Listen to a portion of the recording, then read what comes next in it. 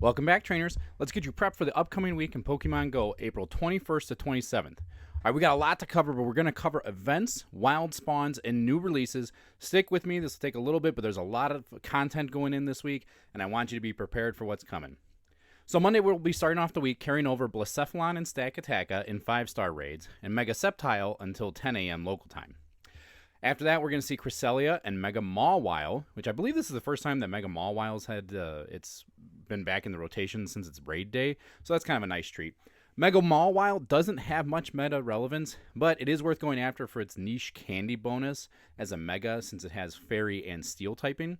And Cresselia is currently ranked 29th in the Ultra League and 100 in the Great League and even lower in the Master League. So I'd snag a few and try to re-roll in trades because as far as raids are concerned, Cresselia is not that great since it's a pure Psychic type and we have a lot better options.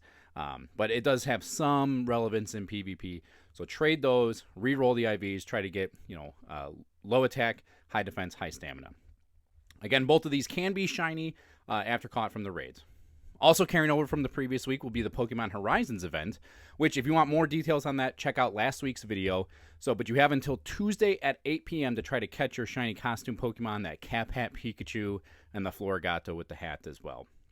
Scopely, or Niantic, whatever it is, did drop a promo, which I will put on the screen and in the comments, and a credit to Leak Duck for this. It awards you with some Pokeballs, Raspberries, Revives, and an encounter with Florigato with the costume, which I believe you need to claim this by Wednesday at 8 p.m. But go ahead and do that. Get you one extra encounter, and again, this encounter can be shiny. Starting at the beginning of the day on Monday, the Max Battle rotation is going to change to feature Squirtle, Krabby, Chansey, and Sobble, with Sobble taking the Max Monday slot from 6 to 7 p.m., which I do recommend taking advantage of since Dynamax Entei is a fantastic budget water type as far as Dynamax Pokemon are concerned. It does have a Gigantamax form coming. It's kind of been added into some of the back-end parts of the game, but we're not seeing it just yet. So, hey, even go for the candy grind for the Gigantamax form release later on. Tuesday at 1 p.m., we'll see a change in the Go Battle League until the following Tuesday. We'll have the Standard, Great, Ultra, and Master Leagues available, and trainers will receive 4x Stardust win rewards. Tuesday night from 6 to 7 p.m., we'll have the weekly Spotlight Hour featuring Morlull with 2x Catch Stardust as a bonus. This is great because Morlull is a Stardust boosted Pokemon, with each catch normally giving you 500 Stardust. Add a 2x bonus to that, you're getting 1,000 Stardust per catch, and that's before Weather Boost or having a Star Piece active. So take advantage. If you are low on Stardust, this is a great 1 hour event to go ahead and boost up your Stardust. I would drop a Star Piece at the start of the hour and try to catch as many as you possibly can. Also, if you want to use Palkia's Spatial Rend to get even more encounters, if you're stationary. Wednesday from 6 to 7 p.m., we'll have the weekly Raid Hour featuring Cresselia. I covered my thoughts on Cresselia earlier, but I also want to mention that there is a seasonal bonus of Rare Candy XL when catching legendary Pokemon during a Raid Hour. So it may be worth it even for that. Again, not a whole lot of meta relevance, but that Rare Candy XL is always a nice little treat. That brings us to Thursday with the Sweet Discoveries event going live at 10 a.m. local time and running until the following Tuesday. And man, is there a lot to cover with this. First, let's cover the event bonuses. We will have 2x Catch Candy, increased chance for catching Shiny Delibird and Squavit, increased chance to hatch Shiny Delibirds, Squavit, and Cherry Bee, and some new ones as well. We have catching Delibird and Squavit will award berries, which is a lot like the main series games where the Pokemon hold items, and when you catch them, they will still have those held items like these berries. So it's kind of cool to see them bringing that into Pokemon Go. It's the first time we're seeing that. And then an increased chance for apples to appear at Mossy Lure modules, which we'll cover shortly. And this is a funky one. Half egg hatch distance for the first 3 eggs hatched during the event using a Pokemon Go widget. So what that means is you have to have the widget installed. Go to your home screen on your phone, on your device. Some, Apple and iPhone are different. Apple and Android are different. You're going to add, there's 3 widgets. There's a buddy widget, there's an egg widget, and I forget what the other one is right now, the Pokestop ones. But you're going to add that egg widget, which you have to tap that and then put an egg in an incubator from there. The first 3 that you do like that will then have half hatch distance.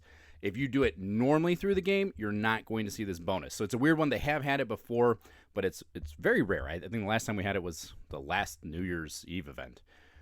And then we're going to have a split evolution line making its debut for this event, which is Applin, which evolves into Flapple and Appletun. Both of these evolutions will require 200 candies, as well as 20 sour apples or 20 sweet apples, depending on which one you want. I'm going to dive into Applin's evolution line for a minute because it's a doozy. There's a lot going on with Applin. So Applin was introduced in Gen 8 alongside Flapple and Appletun. And both of these evolutions actually have a Gigantamax form, which we're not seeing yet, but we may see later, so just keep that in mind. Similarly to what we're seeing in Pokemon Go, in the main series games, it evolves when exposed to a tart apple into Flapple, and a sweet apple produces Appletun. However, in Generation 9, they added another evolution line, so when Applin is then exposed to a syrupy apple, it'll evolve into Diplin, which when leveled up knowing Dragon Cheer, it will evolve into Hydrapple, which in my opinion is the coolest evolution form that it has. But oddly, this one does not have a Gigantamax form. They kind of got rid of that after that series.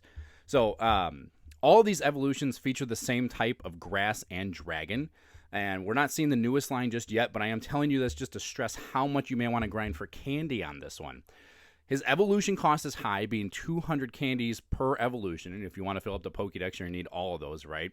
So you're going to need at least, let's say, 600 to 800 candy to get all of its evolution lines eventually. His evolutions have Gigantamax forms, and you're also going to have to power them up, right? So I would have a max mega, highest level mega you have of grass or dragon type mega evolve during this event. Use your Pinap berries and your silver Pinap berries for these. You're going to thank yourself later. I want to just stress that point. Take advantage of the 2x catch candy we have for this event with this debut because he does have a lot of requirements. So 7-kilometer eggs are going to feature Delibird, Cherubi, Munchlax, and Squavit. Wild encounters will include Alolan Rattata, Abra, Bellsprout, Delibird, Gulpin, Bidoof, Munna, Bounsweet, and Squavit. Rare chances of Snorlax, Shuckle, Komala, and Applin. All of these can be shiny except for Applin, which is new, and that can be found from tapping on apples.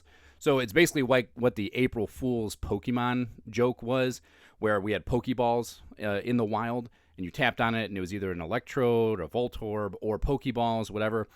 There will be apples in the wild, mostly around these mossy lure modules, but maybe possibly other places.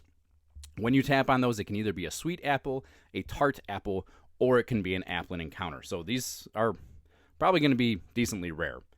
There's also going to be a timed research giving you one mossy lure module, one tart, and one sweet apple, depending on and encounters with event-themed Pokemon. A paid time research will also be available for $2. That's going to give you 2 mossy lure modules and more encounters with a guaranteed Applin in that one. The free one doesn't necessarily say it gives you an Applin, so this does give you a guaranteed Applin. The 2 mossy lure modules, I think they're 150 Pokecoins each, so it'd be about $3 US. So this paid research definitely could be well worth your money if you want to grind for those Applin encounters or the apples as well. So that brings us to this weekend, which is also packed. The 5-star Shadow raids for the weekend are going to feature Shadow Registeel. The Shadow form is hugely outclassed by the regular form, which places 69th in the Great League currently. So this is best just to grind for Candy and Candy XL. Saturday and Sunday, we're going to have the Dynamax Entei Battle Weekend, running from 6 a.m. to 9 p.m. both days. So for time's sake, I made a short guide out there that should be live at this point. I'm going to refer you to that. That goes over all the event details and what team to build to catch this awesome legendary dog. The top counters are in there as well, so go check that one out. I will, however, cover the details for the April Community Day featuring Vanillaite that's running on Sunday the 27th from 2 to 5 p.m. local time. Event bonuses will include 2x Catch Candy, 3x Catch XP, 2x Chance for Candy XL, 3-hour lure modules, 3-hour incense, snapshot encounters, 1 extra special trade, and half cost for special trade. Or half Stardust cost, sorry. Standard Community Day shiny rates of 1 in 25 will be active, with Vanillaite spawning everywhere that the eye can see. So there's going to be a lot of pink Vanillites around you, hopefully. So hopefully you can snag one. Or a few. If you evolve Vanillite all the way up to Vanillux, it will learn the move Avalanche. And there's also going to be a special research giving you an encounter with Vanillite with a special background. We're then also going to have event field researches and a Calm Day special timed research, which also gives you the Vanillaite with the background. The previous ones have all been like kind of extended a few days after the Community Day event, so I'm assuming that's what we'll see. It didn't say extended, so I'm not 100% sure on that, but yeah, it's probably going to be the same background we got for the last one for this Might and Mastery season, so that like blue and red kind of background. All in all, Vanillaite is not really meta relevant, so it's not going to be a big grind to get out there and get a ton of candy for Vanillaite, but the bonuses for this event are still making it worth playing. I'm talking specifically about the 3x catch XP for XP gains. If you're low on XP or you're trying to level up, get out there. That's going to help a lot. The 3-hour lure modules and the 2x catch candy, though, are what I want to focus on. I personally would save my Mossy lure modules for this event and stretch out their time for free. Instead of your lure module running for 30 minutes, it's going to run for 3 hours. And again, that's a premium lure module. I would go to your local park if you can. Check Campfire if there's a meetup. I know I'm personally going to do one for my community and do a Mossy lure module party, because then you can just drop one and it lasts for 3 hours. You can try to get as many apples and applins as you can, and again, you still have that 2x catch candy, bonus active. I don't know if it'll stack on top of the event's 2x catch candy. If it does, that's going to be great in terms of grinding for this Applin candy. So yeah, I would just take advantage of those. It's going to make your Applin candy grind much easier and last longer for less cost. So, and you could have a mega type of ice active for Vanillaite, but I'd recommend grass or dragon for Applin just to try to get as many candies as you can for him. So, but you could hit both of those with a mega Abomasnow. He is ice and grass type, so that would be your best for this day. This event would be a mega evolving Abomasnow. Whew. Sorry, that was a lot to cover, but we have a pretty exciting weekend ahead of us. Week and weekend, everything. There's just a lot of content right now, and they just keep on pumping out more and more. They have a lot of releases coming down the pipeline. They have a lot of events coming down the pipeline, so stay tuned. But get out there and enjoy this week. Enjoy it by yourself or with your Poke fam and friends. I'll catch you next time.